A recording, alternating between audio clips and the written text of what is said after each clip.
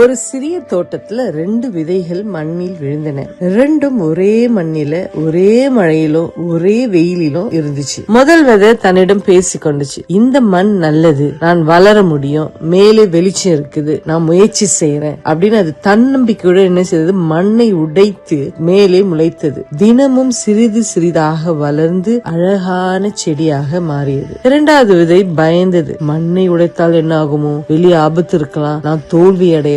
அது அங்கேயே இருந்தது. தினமும் அதே ஒரு நெகட்டிவ் தாட்டோடவே இருந்தது. ஒரு நாள் ஒரு பறவை வந்து மண்ணில் இருக்கும் அந்த விதையை பார்த்து எளிதாக எடுத்து சாப்பிட்டுச்சு. முதல் விதை தொடர்ந்து வளர்ந்து பிறகு பெரிய மரமாகவும் மாறி மற்றவர்களுக்கு நிழலும் பலனும் அளிச்சது. நாம் அனைவரும் இந்த 2 விதைகளில் ஒன்றை போலதாங்க இருக்கிறோம். சூழ்நிலை ஒரே மாதிரி இருந்தாலும் நம்முடைய சிந்தனை தான் நம்மை உயர்த்துகிறது அல்லது தடுக்குகிறது. நல்ல சிந்தனை என்பது வெறும் நல்லதுதான் நடக்கும் என்று நினைப்பதல்ல. தேவன் என்னுடன் இருக்கிறார், அவர் என்னை வழி நடத்துவார் என்ற நம்பிக்கையுடன் என்ன செய்யணும், நம்ம முன்னேறி செல்லணும். நல்ல சிந்தனை தேவனை நம்பும் மனதிலிருந்து வருகிறது. பயத்தை விட நம்பிக்கையை தேர்வு செய்யுங்க, வாழ்க்கை கண்டிப்பாக வளர்ச்சி அடையும். பிலிப்பியர் 4:8 சொன்னது போல, நல்லதாய் இருக்கிறதெல்லாம், நியாயமானதெல்லாம், சுத்தமானதெல்லாம், மனதிற்கு இனிமையானதெல்லாம் அவைகளே சிந்தியுங்கள் சொல்லி இருக்கு. இதையே சிந்தித்து சமாதானத்தோடு தூங்குங்க. தேவன் நம்மை ஆசீர்வதிப்பாராக.